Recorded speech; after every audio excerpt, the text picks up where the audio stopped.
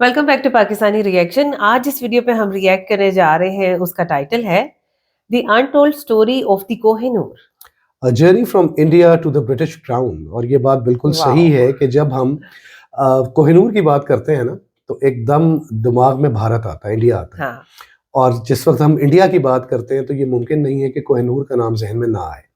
ये वीडियो जो है ये माइटी मॉन्क की तरफ से है, बहुत फैक्टफुल होने वाली है, because journey from India to British crown ये वहाँ तक कैसे पहुंचा, मेरा ख्याल है कि ये उसके बारे में एक स्टोरी है। बहरहाल ऐसा नहीं है कि हम बिल्कुल भी कुछ नहीं जानते, थोड़ी बहुत डिटेल्स हमारे जहन में बिल्कुल हैं, लेकिन एक बार देख लेते हैं इस वीडियो को और उसके बाद डिस्कशन करते हैं। चैनल पर हैं तो चैनल को सब्सक्राइब करना बिल्कुल मत भूलिएगा।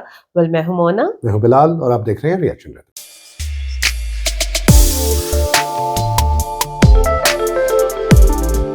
चलें जी, वीडियो को स्टार्ट करते हैं। 3, 2, 1 एंड गो। डायमंड्स विश्व में सबसे पहले भारत में पाए गए, जिसके कई साक्ष्य 4th सेंचुरी के ट्रेड में मिलते हैं। माना जाता है कि भारत से डायमंड्स की खरीद फरोख्त सिल्क रूट के माध्यम से बाकी के देशों में होती थी, लेकिन अब तक कोई ऐसे हीरे का टुकड़ा नहीं मिला था जिसे देखकर लोग बस देखते ही रह जाए। वक्त बीतने के साथ हीरा बेशकीमती स्टोन के तौर पर अपनी जगह बना चुका था। 13th सेंचुरी में जहां पूरी दुनिया में एक भी हीरे की खान नहीं थी, तभी भारत में एक ऐसे हीरे की खोज हुई जिसकी चमक के आगे बड़े बड़े राजाओं की आंखें चौंधी आ गई थी। ये हीरा बेहद ही अनोखा था। तब कहां किसी को पता था कि ये हीरा आने वाले दिनों में इतना यूनिक और बेशकीमती होगा कि जो भी इसे देखेगा बस देखता ही रह जाएगा। जैसे जैसे इसकी पॉपुलैरिटी बढ़ती गई, वैसे ही उस समय के राजाओं में इसे हासिल करने की होड़ बढ़ गई। आज की कहानी है कोहिनूर की। भारत की कोख से निकला वो हीरा जो आज ब्रिटेन की धरोहर बना हुआ है। ऐसा नहीं है कि कभी भारत की शान में 4 चांद लगाने वाला कोहिनूर रातों रात ब्रिटेन चला गया या फिर उन्होंने इसे किसी युद्ध में छीन लिया। कोहिनूर की कहानी बहुत लंबी है। भारत में एक रजवाड़े से होते हुए दूसरे रजवाड़े की सैर करते हुए फाइनली ये हीरा ब्रिटिश क्राउन को सो कॉल्ड गिफ्ट के तौर पर दे दिया गया था। यहाँ एक और बड़ी मजेदार बात यह है कि मुगल सल्तनत के ताजो तख्त से होते हुए क्वीन विक्टोरिया के सर का ताज बनने तक के सफर में इस हीरे को कभी खरीदा या बेचा नहीं गया। शायद इसी वजह से आज तक ये हीरा बेशकीमती माना जाता रहा है। पर कोहिनूर की एक अपनी कहानी रही है। इसकी चमक में कई लोगों का खून लगा हुआ है और इसकी चाहत के कई किस्सों से दुनिया आज तक बेखबर है। तो चलिए आपको ले चलते हैं कोहिनूर की चमकीली कहानियों में और आपको बताते हैं इसके वो किस्से जो इसकी चमक के पीछे गुम हो गए हैं। The Indian government has said it would make all possible efforts to get back the priceless Kohinoor diamond that is part of the Queen Mother's crown. Malik Kafur ने उस मंदिर को डिस्ट्रॉय करके वहां से लिया है। This incredible jewel has not just been passed down through generations. It's stolen. It's been fought over. It's gone through all manner of chicanery and skullduggery to get it to its current point. For a diamond, are you ever going to return? I don't think. But accepting the fact that the diamond was taken away by force. Give it back to India. I don't see why an Indian child from India has to travel all the way to the UK to look at it and just pay for it. Kohinoor के origin के बारे में कई तरह की कहानियां प्रचलित है। ऐसी ही एक कहानी के अनुसार इस हीरे को करीब 5000 साल पहले जामवंत जी ने भगवान श्री कृष्ण को दिया था। महाभारत काल में इस हीरे को स्यनमंतक मणि के नाम से जाना जाता था, लेकिन इसके बारे में कहानी यही खत्म नहीं होती। जहां कोहिनूर को महाभारत काल का बताया जाता है, तो वहीं ये भी कहा जाता है कि इस हीरे को 3200 साल पहले एक नदी में पाया गया था। खैर सच्चाई जो भी हो, लेकिन आज तक इस हीरे की ओरिजिन के बारे में एक्यूरेट और वैलिड इंफॉर्मेशन जुटाई नहीं जा सकी है। कोहिनूर अपने खोजे जाने के वक्त दुनिया का सबसे बड़ा डायमंड था और उसका कुल वजन 793 कैरेट्स के आसपास था। बाद में इस हीरे को कई बार तराशा गया है, जिसकी वजह से इसका वजन घटकर 105.6 कैरेट के आसपास रह गया है। हालांकि कई बार तराशे जाने के बावजूद कोहिनूर अब भी दुनिया के सबसे बड़े तराशे हुए हीरों में से एक बना हुआ है। कई दावों के हिसाब से कोहिनूर की कहानी 13th सेंचुरी में शुरू होती है, जब आज के आंध्र प्रदेश में काकतीय डायनेस्टी का राज था। उन्हीं दिनों वहां के गोलकोंडा में कोयले की खदानें थी जिनकी खुदाई की जा रही थी। यही के कोल्लूर माइंस में कोहिनूर की खोज हुई। कोहिनूर के खोजे जाने के वक्त भारत में राजा महाराजाओं का दौर हुआ करता था, इसलिए जब भी कोई बेशकीमती चीज खोजी जाती उसे राजा के पास पहुंचा दिया जाता था। इसी तरह कोहिनूर के मिलते ही उसे काकतीय डायनेस्टी के राजा के पास पहुंचा दिया गया।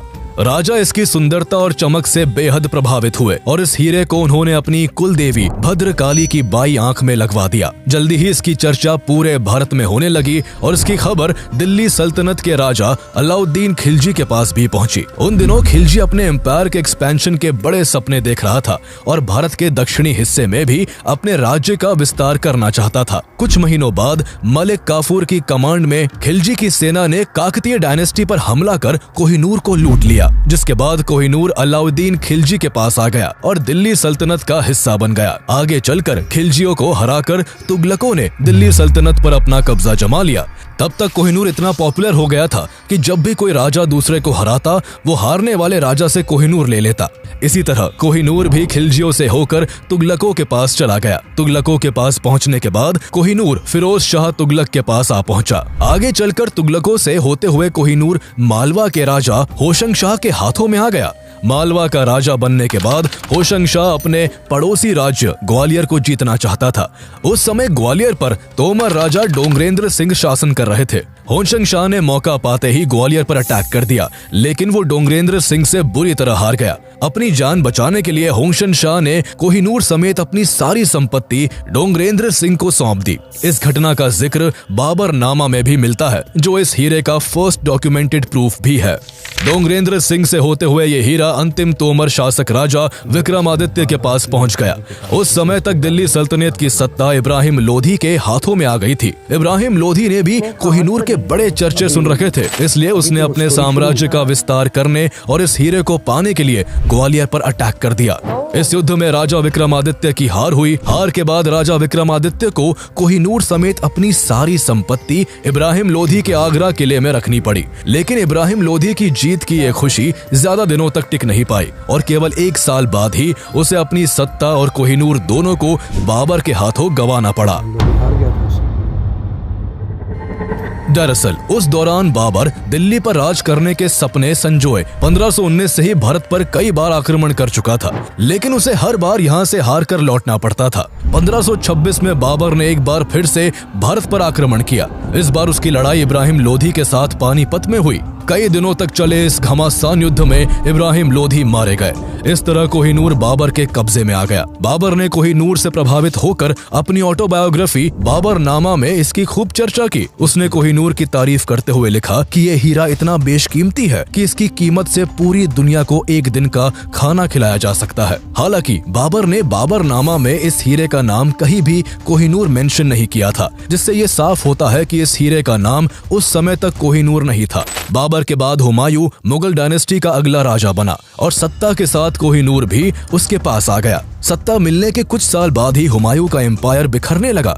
उसके छोटे भाइयों ने ही उसके खिलाफ विद्रोह कर दिया, जिस कारण उसे अपना एम्पायर अपने भाइयों के बीच बांटना पड़ा। अपने भाइयों से निपटने के बाद उसने अपने एम्पायर को यूनाइट करना स्टार्ट ही किया था कि उस पर अफगान शासक शेर शाह सूरी ने अटैक कर दिया। 2 सालों में दोनों के बीच चौसा और कन्नौज में 2 बैटल लड़ी गई। दोनों ही बार हुमायूं को मुंह की खानी पड़ी और उसे अपना सब कुछ छोड़कर ईरान भागकर राजा तहमास्प के यहाँ शरण लेनी पड़ी। तहमास्प ने उसका स्वागत करते हुए कई सालों तक उसे अपने संरक्षण में रखा। उनके इस व्यवहार से खुश होकर हुमायूं ने कोहिनूर उनको उपहार में सौंप दिया। इस तरह कोहिनूर पहली बार भारत से बाहर ईरान पहुंच गया। ईरान के राजा तहमास्प के पास कोहिनूर लगभग 3 सालों तक रहा। इसके बाद कोहिनूर एक बार फिर से भारत लौट आया। जहां अब तक कई राजाओं ने कोहिनूर को हथियाने के लिए हजारों लाशें बिछा दी थी, तो वही राजा तहमास्प की इसमें कोई खास दिलचस्पी नहीं थी। इसलिए उन्होंने इसे अहमदनगर के राजा और अपने गहरे दोस्त निजाम शाह को गिफ्ट कर दिया, जो कोहिनूर के दीवाने थे। भारत आने के बाद कोहिनूर कुछ सालों तक निजाम शाह के पास रहा और फिर उनसे होते हुए गोलकुंडा के राजा कुतुब शाह के पास पहुंच गया। साल 1656 में ये हीरा किसी तरह कुतुब शाह के प्रधानमंत्री मीर जुमला के हाथ लग गया, जिसका इस्तेमाल उसने शाहजहां के करीब जाने के लिए किया। शाहजहां को आकर्षक चीजों का बहुत शौक था। इसी शौक के चलते उसने पीकॉक थ्रोन बनवाना शुरू किया। कहा जाता है कि इस पीकॉक थ्रोन को बनवाने में शाहजहां ने ताजमहल से भी 2 गुना खर्चा किया था। उसने सिंहासन में कई तरह के डायमंड, गोल्ड और बेशकीमती स्टोन्स लगवाए और कोहिनूर को इस थ्रोन के सबसे ऊपरी हिस्से में जगह दी। लेकिन उस सिंहासन पर शाहजहां ज्यादा वक्त तक नहीं बैठ पाया और आगे चलकर उसके ही बेटे औरंगजेब ने उसे अरेस्ट करवाकर जेल में डलवा दिया।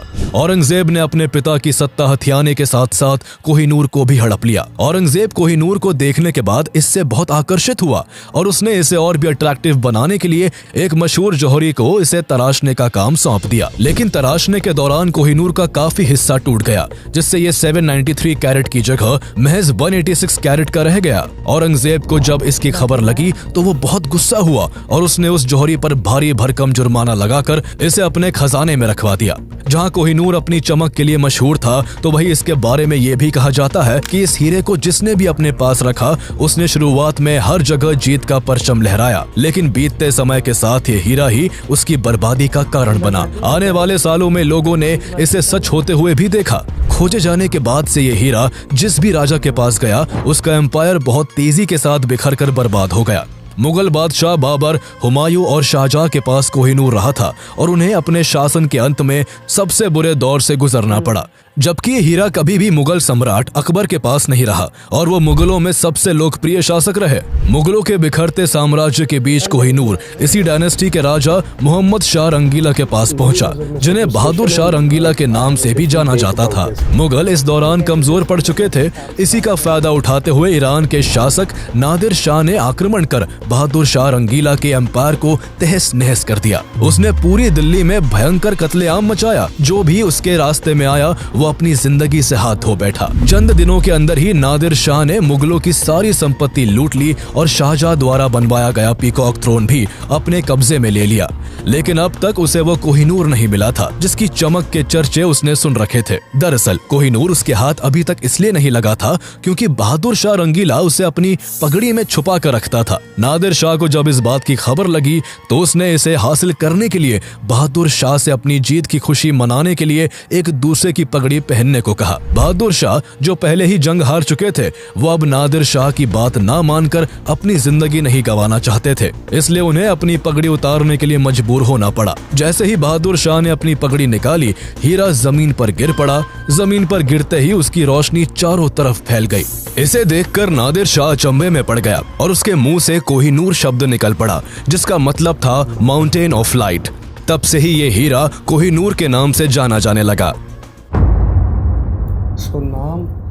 कुछ दिनों के बाद नादिर शाह भारत से कोहिनूर समेत बहुत सारी संपत्ति लूटकर अपनी सेना के साथ ईरान लौट आया। वक्त गुजर जाने के बावजूद उसका कोहिनूर को लेकर आकर्षण कम नहीं हुआ। वो कोहिनूर का इतना दीवाना था कि उसे हर वक्त अपनी नजरों के सामने रखना चाहता था। इसलिए नादिर शाह ने कोहिनूर को अपनी आर्म पर बांधना शुरू कर दिया। कुछ सालों तक तो सब ठीक चलता रहा, लेकिन फिर कोहिनूर ने नादिर शाह के एम्पायर पर भी अपना असर दिखाना शुरू कर दिया। उसकी जिंदगी इस कदर बर्बाद हुई कि अंतिम समय में वो अपना दिमागी संतुलन खो बैठा और अपने ही लॉयल बॉडीगार्ड्स पर शक करने लगा। इस शक के चलते उसने अपने सभी कमांडर्स को हटाकर उनकी जगह अहमद शाह दुर्रानी को कमांडर अपॉइंट कर अपने सभी पुराने कमांडर्स और बॉडीगार्ड्स को खत्म करने का आदेश दे दिया। लेकिन नादिर शाह की प्लानिंग की खबर उसके पुराने बॉडीगार्ड्स को लग गई, जिसके बाद सालार खान और मोहम्मद खान कजर नाम के 2 बॉडीगार्ड्स ने उसी रात नादिर शाह की हत्या कर दी।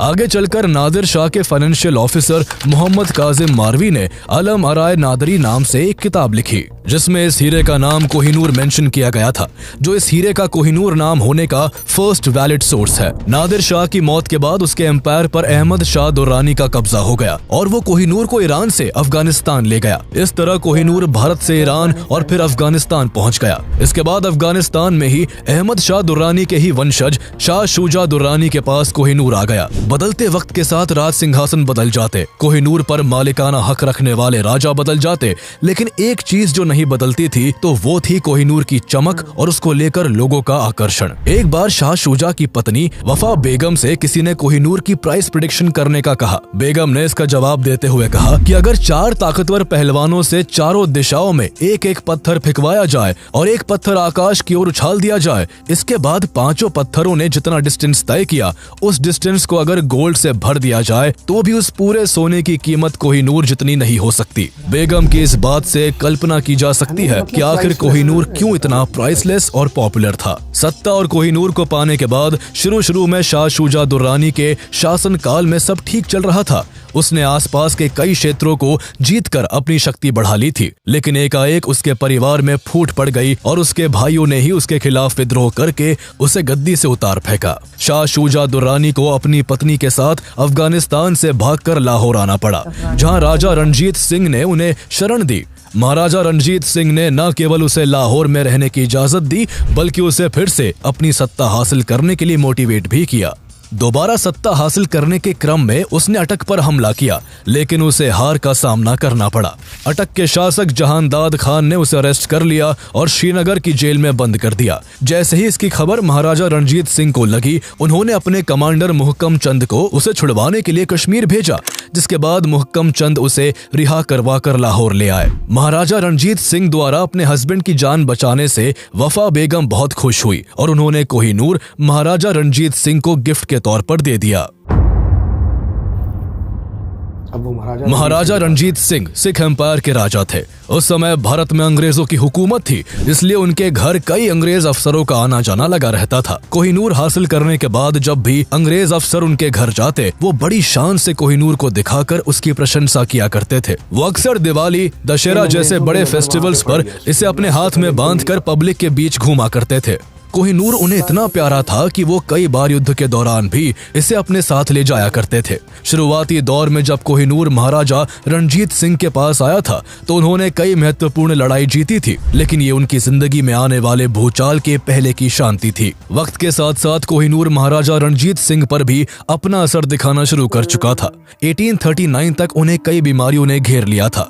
एक समय पर शेर पंजाब कहलाने वाले महाराजा की हालत इतनी खराब हो गई थी कि वो खुद से अपने बिस्तर से उठ पाने के काबिल नहीं बचे थे। अपनी जिंदगी के आखिरी दिनों को करीब देख महाराजा रणजीत सिंह काफी दान पुण्य करने लगे थे। उन्होंने अपने पास रखी कई कीमती चीजों को मंदिरों और गुरुद्वारों को दान कर दिया था। उनकी दिली ख्वाहिश थी कि उनके पास बचा कोहिनूर भी किसी टेम्पल को दान में दे दिया जाए, लेकिन उनके मंत्री इसके लिए नहीं माने, जिस कारण कोहिनूर मंदिर को दान नहीं हो सका।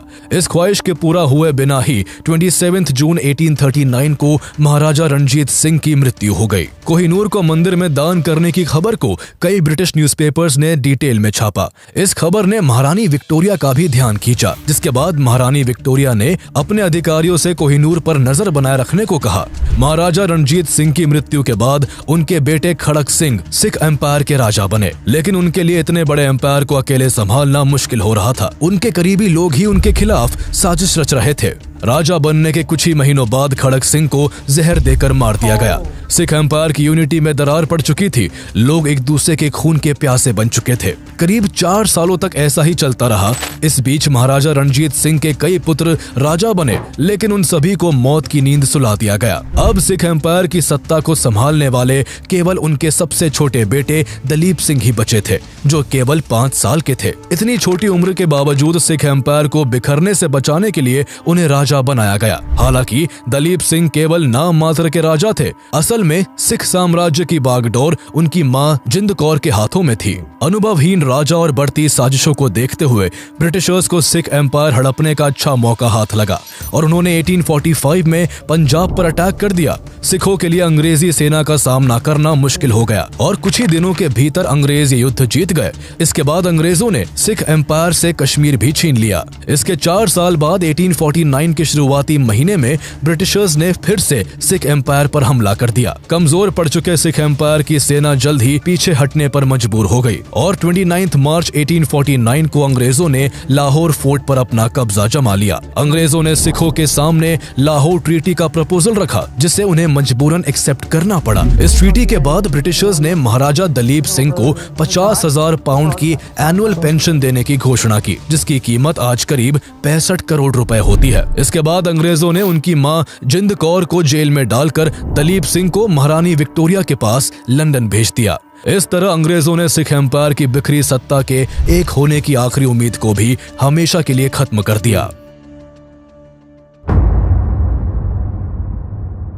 सिख एम्पायर को हड़पने के बाद governor general Lord Dalhousie Kohinoor को लेने खुद लाहौर फोर्ट आए थे। यहाँ से कोहिनूर को हासिल करने के बाद उन्होंने इसे 6 अप्रैल 1850 को एक शिप से महारानी विक्टोरिया के पास ब्रिटेन भेज दिया। कोहिनूर को ब्रिटेन ले जाने वाली शिप को रास्ते में कई मुश्किलों का सामना करना पड़ा था। जब शिप बीच समुद्र में था, उसी समय एक तेज तूफान के कारण जहाज एकदम डूबने के करीब पहुंच गया था। किसी तरह करीब 3 महीने बाद शिप 29 जून 1850 को ब्रिटेन पहुंचा। इसे इतना सीक्रेटली ब्रिटेन भेजा गया था कि शिप पर सवार एक भी इंसान को इस पर कोहिनूर के होने की खबर तक नहीं थी। इसके बाद कोहिनूर को महारानी विक्टोरिया के पास पहुंचा दिया गया। बाद में जब इसकी खबर पब्लिक को लगी तो लोग इसे देखने के लिए उत्साहित होने लगे। लोगों की भारी डिमांड के बाद इसे 3 साल बाद पब्लिक को दिखाने के लिए लंदन के क्रिस्टल पैलेस में रखा गया। इसे देखने के लिए लंदन में भारी भीड़ उमड़ पड़ी। कहा तो यहाँ तक गया कि लंदन में इससे पहले इतनी भीड़ कभी नहीं देखी गई थी। लेकिन जब वहाँ की जनता ने कोहिनूर को देखा तो उन्हें ये बिल्कुल भी पसंद नहीं आया। जैसे ही लोगों के रिएक्शन की खबर महारानी विक्टोरिया के पास पहुंची तो उन्हें काफी बुरा लगा। उन्होंने कोहिनूर को और ज्यादा अट्रैक्टिव बनाने के लिए इसे यूरोपियन स्टाइल में तराशने के आदेश दिए। वो चाहती थी कि इसे ऐसी शेप दी जाए कि इसे उनके ताज में आसानी से फिट किया जा सके। करीब 38 दिनों के बाद इसे तराश कर महारानी विक्टोरिया के ताज में लगा दिया गया। फिर से तराशने के बाद ये हीरा करीब 105 कैरेट के आसपास ही रह गया था। कोहिनूर को अपने ताज में लगवाने के बाद महारानी विक्टोरिया ने इसे अपनी अंतिम सांस तक पहना। उनकी मौत के बाद भी इसे किसी भी राजा के बजाय केवल महारानियों को ही पहनाया गया। जिस तरह का बिलीफ इसको लेकर क्रिएट हुआ था उसको कहीं ना कहीं अंग्रेज भी मानते थे। बिलीफ के हिसाब से कोहिनूर को जो भी आदमी अपने पास रखता उसका नुकसान ही होता, लेकिन कोहिनूर के कर्ज का किसी औरत पर कोई प्रभाव नहीं होता। इसलिए पीढ़ी दर पीढ़ी इसे ब्रिटेन की महारानियों ने इस्तेमाल किया और बाद में ये ब्रिटेन की धरोहर बनकर रह गया।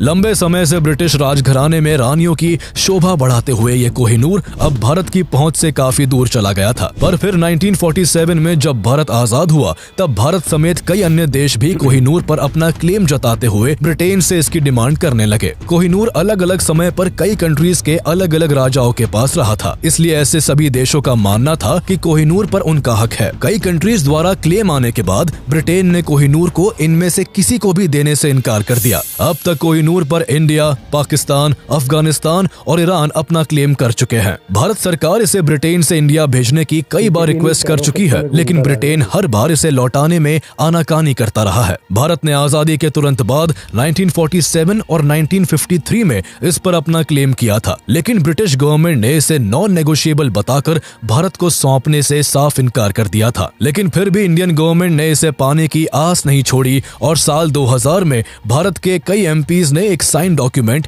ब्रिटेन को भेजकर कोहिनूर को वापस भारत को लौटाने की मांग की। लेकिन हर बार की तरह इस बार भी भारत को निराशा ही हाथ लगी। ब्रिटेन ने ये कहते हुए भारत की इस मांग को ठुकरा दिया कि कोहिनूर अलग अलग समय में अलग अलग देशों का हिस्सा रहा है, लेकिन अब ये करीब 150 सालों से ब्रिटिश हेरिटेज का हिस्सा है, इसलिए इसे भारत को नहीं लौटाया जा सकता है। इस घटना के 15 साल बाद 2015 में शशि थरूर को एक स्पीच के लिए ऑक्सफोर्ड यूनिवर्सिटी बुलाया गया। उस स्पीच में उन्होंने 200 सालों में भारत से लूटी गई संपत्तियों के लिए ब्रिटिशर्स को खूब क्रिटिसाइज किया था। इस दौरान उन्होंने कोहिनूर और अन्य भारतीय धरोहरों का भी जिक्र किया जो अब ब्रिटेन के पास है।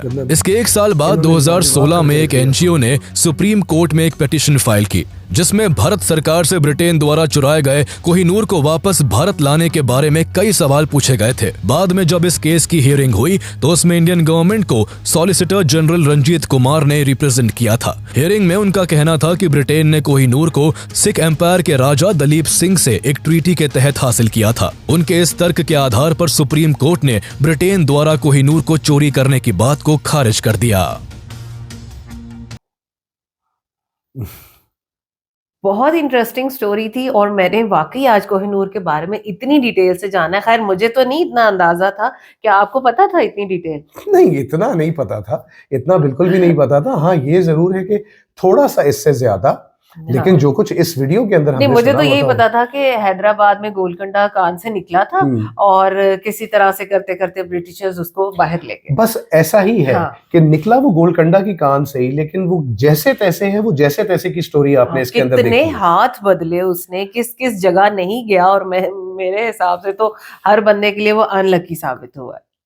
अच्छा, इसके ऊपर बात करते हैं। मेरी थ्योरी डिफरेंट है इसके ऊपर। लेकिन सबसे पहली बात ये कि मेरे लिए सबसे ज़्यादा इंटरेस्टिंग फैक्ट जो था इस सारी वीडियो के अंदर वो ये था कि जिस वक्त दुनिया में कहीं पर जो है वो डायमंड्स की माइनिंग नहीं होती थी, उस वक्त डायमंड्स जो हैं वो इंडिया में डिस्कवर हुए और यहाँ से माइनिंग होती थी और सिल्क रूट के जरिए मुख्तलिफ एम्पायर्स में वो प्राइसलेस डायमंड्स जो हैं वो जाया करते थे। एक चीज़ तो ये। दूसरी चीज़ ये है कि एज ए से कि डायमंड्स जो हैं दे आर फॉरएवर, और ये बात गलत नहीं है। अगर डायमंड्स को छेड़ा ना जाए जैसे औरंगजेब ने किया और एक 800 प्लस कैरेट का डायमंड जो है वो 800 कैरेट का मतलब वो क्या कहना चाहिए, 200 से भी कम carat, 186 carats to be precise उतना रह गया।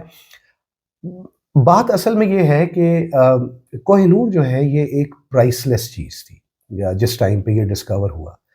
और ऐसी जो प्राइसलेस चीज़ें होती हैं ना वो अमूमन जो इस तरह की चीज़ें कलेक्ट करने वाले होते हैं, अब डेफिनेटली आम लोग तो नहीं उनको कलेक्ट करते, राजाज होंगे, महाराजाज होंगे, रूलर्स होंगे, इन्वेडर्स होंगे जिनके कानों तक इन चीज़ों की खबरें जाती हैं और मतलब उनको शौक होता है कि वो ऐसे प्राइसलेस चीज़ें इकट्ठी करें जो कि दुनिया में किसी के पास ना हो। सो मोना की बात का मैं जवाब ये दूंगा कि अनलकी नहीं है।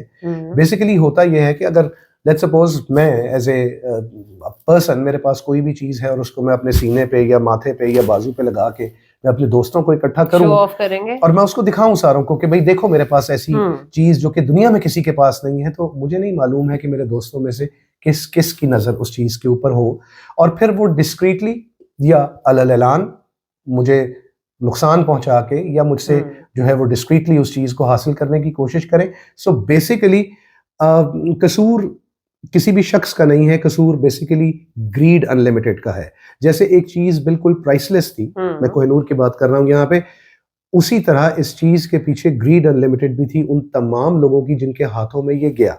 अच्छा, अब एक चीज़ मैं यहाँ पे और कहूँगा कि वो अनलकी क्यों नहीं है। अनलकी वो इस वजह से नहीं है कि हम यहाँ पर ये चीज़ देखते हैं कि बहुत से राजाज, महाराजाज और रूलर्स ने तो वो दूसरे रूलर को जिसने उन पर फतह हासिल की उनको सिर्फ अपनी जान बचाने के लिए वो दिया और वो तोहफा लेने के बाद अगलों ने उनकी जान छोड़ दी।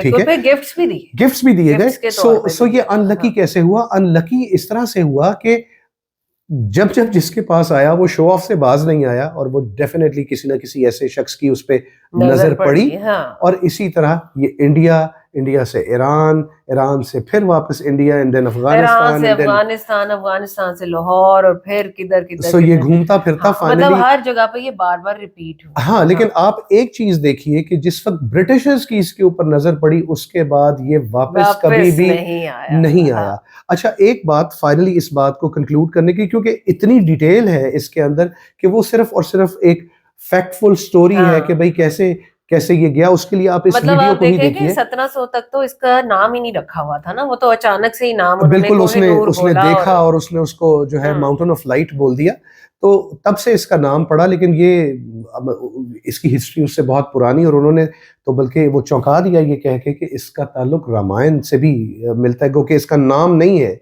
वहां पे, लेकिन इस प्राइसलेस डायमंड का ताल्लुक रामायण मेरे ख्याल है महाभारत या रामायण, सॉरी आप मुझे करेक्ट कर दीजिएगा, मैं शायद भूल रहा हूँ उसको।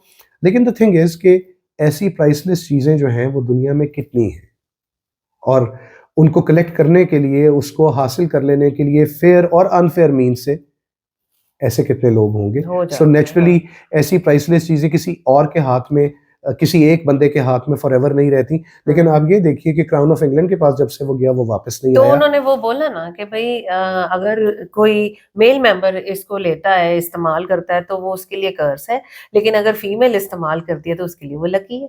इस वजह से वो क्वींस के अंदर ही वो चीज चल रही है, वो आगे कहीं और नहीं गई। उनका एक अपना माइंडसेट है, मैं उसके बारे में कोई बात नहीं करूंगा। मेरे ख्याल में कोई भी चीज़ लकी या अनलकी नहीं होती है। बेसिकली वो आपकी मतलब आपके शो ऑफ पे डिपेंड करती है कि आप उस चीज़ को कितना करते हैं। अब आप ये देखिए कि वो डायमंड एक 186 कैरेट्स की शक्ल में क्वीन विक्टोरिया के पास गया और उसने उसको मजीद कटवा के तो 105 कैरेट हाँ, का और उसमें वो कर बता दिया। रहे थे कि जी पहले 3 साल बाद लोगों के लिए उन्होंने म्यूजियम तो में लोगों को रखा वो और पसंद लोगों नहीं को वो आया। पसंद ही नहीं तो आया। इसी वजह से ना, हाँ। मतलब ये अगर शो ऑफ नहीं है तो ये और क्या है। हाँ। अब उसको कोई अपने माथे का ताज बनाए या उसको अपने बाजू पे लगाए या उसको अपनी पगड़ी में छुपा के रखे, बेसिकली तो ये शो ऑफ ही है ना, और क्या है। तो जब शो ऑफ होगा, दुनिया की नजरों में आएगा, और फिर आपको नहीं पता कि आपको देखने वालों में से कौन कौन किस किस नीयत से आपको देख रहा है और वो किस तरह से वो हासिल करने की कोशिश करेगा। सो एनीवेज, जितनी प्राइसलेस चीज है उतना ही ग्रीड अनलिमिटेड इस हीरे के साथ वाबस्ता है, और वही चीज हमने इसके अंदर जानी भी। लेकिन मैं जो बात कर रहा था, मैं उसके ऊपर कंक्लूड करता हूं कि जब ये हीरा ताज बरतानिया के पास गया, ब्रिटिश रूल के अंदर ये गया, उसके बाद ये कभी वापस नहीं आया, और पाकिस्तान, ईरान या अफगानिस्तान, उसका कोई क्लेम इस हीरे के ऊपर नहीं बनता। डेफिनेटली ये इंडिया से गया है, ये इंडिया की ही चीज है, वहीं से निकली थी। और जिस वक्त वो यहाँ से लेके गए थे लाहौर, ठीक है, उस वक्त वो इंडियन सब कॉन्टिनेंट भारत का हिस्सा था, सो उसका क्लेम पाकिस्तान नहीं कर सकता, डेफिनेटली भारत करेगा। सो एनीवेज यार, हमारे लिए ये वीडियो बहुत ही ज्यादा फैक्टफुल थी, बहुत मजा आया। जो डिटेल्स थी इसकी, डेफिनेटली वो मैंने कवर नहीं की, मैंने स्किप मतलब की वो हमारे चीजें। नॉलेज में इजाफा हो गया। Oh yes, by all means. बाकी इस वीडियो के बारे में बताइएगा, रिएक्शन के बारे में बताइएगा, और क्या आप मेरी बात से एग्री करते हैं उसके बारे में भी बताइएगा। और अगर रिएक्शन पसंद आया हो तो वीडियो को लाइक करना और चैनल को सब्सक्राइब करना बिल्कुल मत भूलिएगा। मिलते हैं आपसे अगली वीडियो में। अपना बहुत ख्याल रखिए।